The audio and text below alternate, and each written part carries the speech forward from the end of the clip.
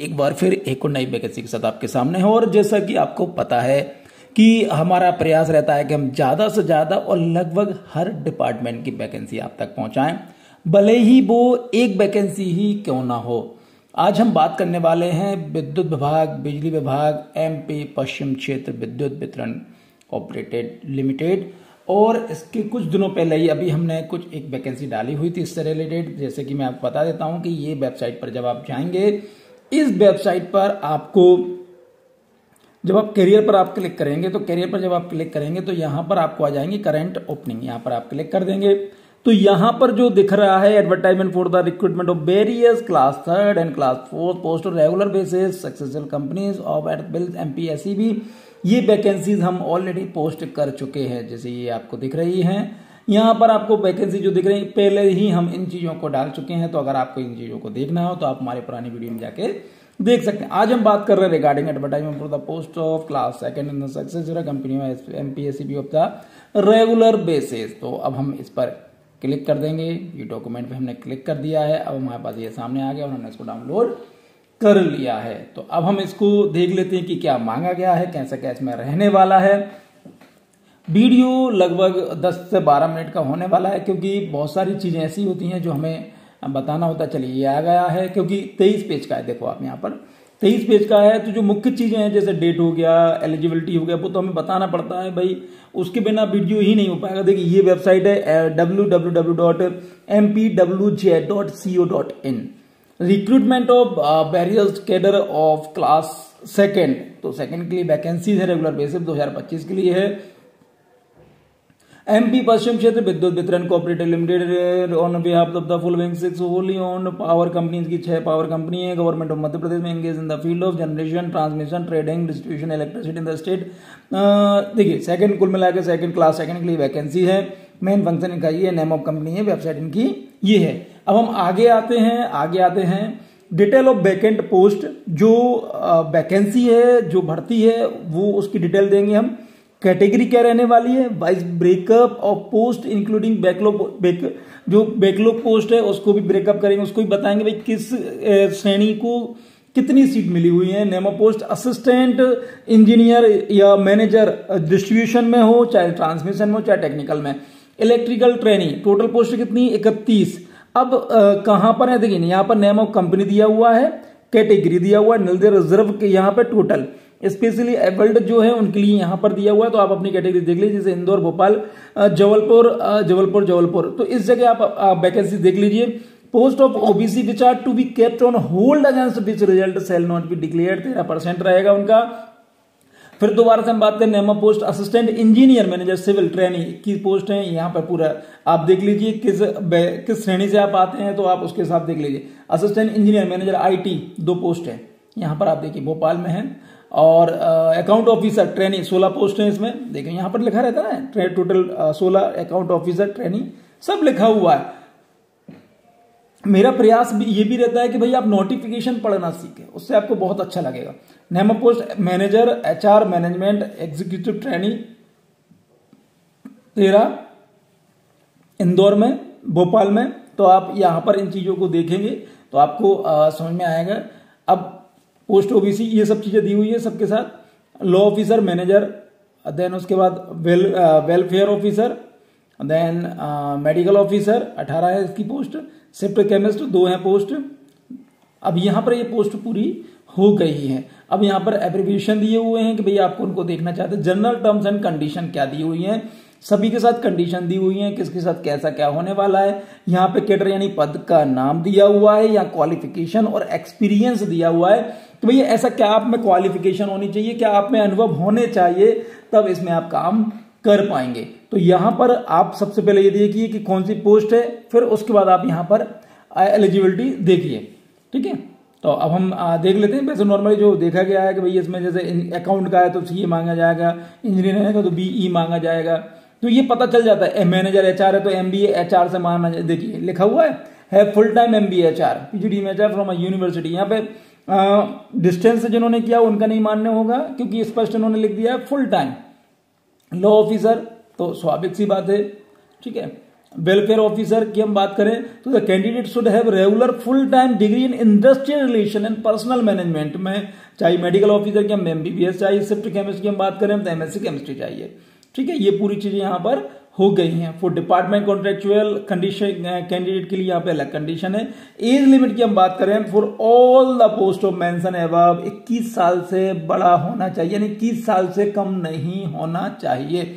अब मैक्सिमम की हम बात करें तो मैक्सिमम की हम बात करें तो भैया male applicant unreserved applicants of other state 40 साल, फीमेल एप्लीकेंट एमपी डोमिसाइल की 45 साल, पूरी कंडीशन दी हुई है। आप पूरा यहाँ पर इन चीजों को देख लीजिए। एज रिलैक्सेशन क्या मिलने वाला है वो भी आपको यहाँ पर दिया हुआ है कि भैया एज रिलैक्सेशन क्या मिलने वाला है। ठीक है, चलिए हम आगे बढ़ते हैं और देखते हैं कि और क्या।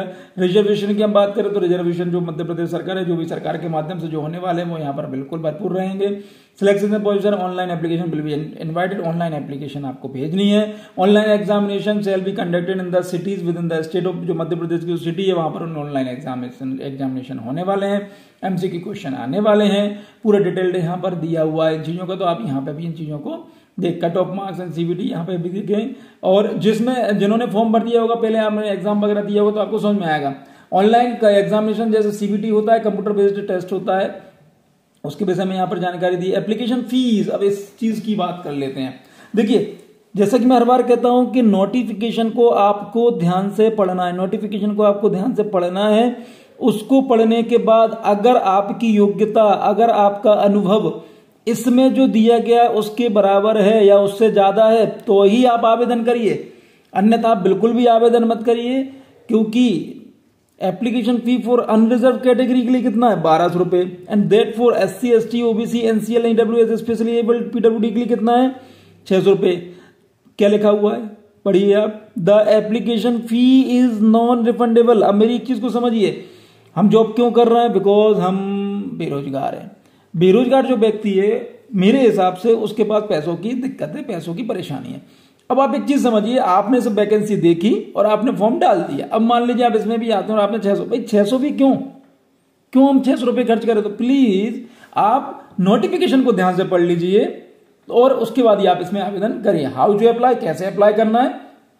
Application will be accepted online through MP online. बहुत अच्छी बात है, एमपी ऑनलाइन के माध्यम से आपको कुछ भी नहीं करना है, एमपी ऑनलाइन पर जाना है। एमपी ऑनलाइन जो कि उसको होती है वहां पर आपको जाना है और वहां से आपको फॉर्म भर देना है। आई फॉर्म उसका ही पोर्टल iform.mpionline.gov, उसके माध्यम से आपका फॉर्म भरा हो जाएगा। नो मैनुअल पेपर, ना पेपर एप्लीकेशन होनी है, ना मैनुअल होना है, किसी के माध्यम से नहीं होना है।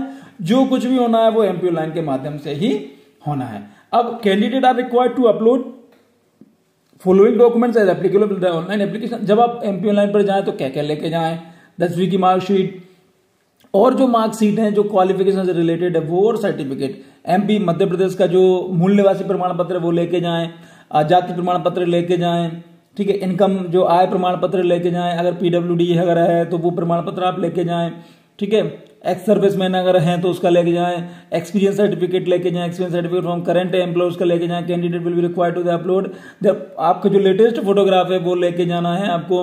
तो इन सब चीजों को आपको लेके साथ में जाना। Selection and appointment based on the merit के आधार पर होगा। Provisional list of the short listed candidate will be notified on the website short listed candidate. आपको वेबसाइट पर देखते रहना है, जो भी नोटिफिकेशन आएंगे वेबसाइट पर ही आएंगे और जो शॉर्ट लिस्टेड कैंडिडेट हो जाएंगे उनको मूल दस्तावेज, मूल डॉक्यूमेंट्स, ओरिजिनल डॉक्यूमेंट्स दिखाने के लिए बुलाया जाएगा वेरिफिकेशन के लिए। After verification document successful candidate shall be appointed, और जिनका सक्सेसफुल हो जाएगा उनको यहाँ पर रख लिया जाएगा।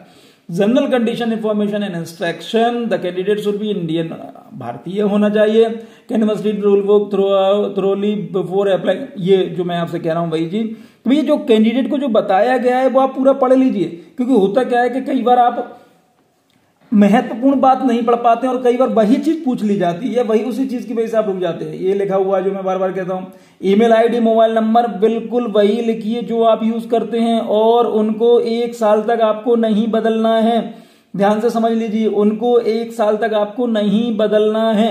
देखिए आप बदल देंगे, मेरा कुछ नहीं जाएगा, जॉब आपको करनी है, इसलिए आप कोशिश कीजिए कि जो कोशिश नहीं आप तो बिल्कुल फाइनल ही कर लीजिए, मुझे नहीं बदलना है भाई। आप तो इन चीजों पे आप ध्यान रखिए भाई, जॉब लग रही है आपकी, ध्यान से समझिए। ट्रेनिंग क्या होने वाला है, सर्विस एग्रीमेंट क्या होने वाला है, ये पूरा डिटेल यहाँ पर दिया हुआ, नोटिस पीरियड यहाँ पे दिया हुआ है, लिविंग ड्यूरिंग ये ट्रेनिंग पीरियड दिया, पूरी कंडीशन यहाँ पे दी हुई है। तो आप इसकी चीज को एक बार ध्यान से पढ़ लीजिए, ध्यान से समझ लीजिए, उसके बाद आप इसमें आवेदन करिए। न्यू पेंशन स्कीम दी, प्रोविजन पीरियड दिया हुआ है, वो पूरी कंडीशन यहाँ पर ड्यूरेशन अगर कोई मैटर होता है तो भैया उसके विषय में बताया गया है। डेट जो मेन चीज है वो आप देख लीजिए। Start date of online registration and submission online application 25/1/2025 से स्टार्ट होंगे। लास्ट डेट जिसकी ऑनलाइन 21/2/2025 है और time limit of the ending submitting application form 19/2/2025 से 23/2/2025 तक का रहेगा। तो मुझे लगता है कि आपको लगभग जानकारी मिल गई होगी। फिर भी यदि आपको ऐसा लगता है कि सर कोई दिक्कत है, कोई परेशानी है, लेकिन बिना नोटिफिकेशन पढ़े आप क्वेश्चन नहीं पूछेंगे, आपके क्वेश्चन से मैं समझ जाऊंगा कि आपने नोटिफिकेशन पढ़ा हुआ है या नहीं पढ़ा हुआ। मैं ये नहीं कह रहा कि वीडियो देखिए, वीडियो देखना नहीं देखना ये आपका इशू है, ये आपके ऊपर निर्भर करता है, लेकिन नोटिफिकेशन बिना पढ़े आप बिल्कुल भी आप मुझसे कमेंट्स में बिल्कुल ना पूछें, मैं उनका आंसर नहीं दे पाऊँ। हाँ, अगर आपने नोटिफिकेशन पढ़ लिया उसके बाद मैं आपके क्वेश्चन देने की स्थिति में रहूंगा। अगर मुझे पता होगा तो मैं बता दूंगा, नहीं रहेगा तो मैं बिल्कुल मना कर दूंगा कि साहब इसके विषय मेरी जानकारी नहीं है। चलिए बहुत बहुत धन्यवाद, थैंक यू।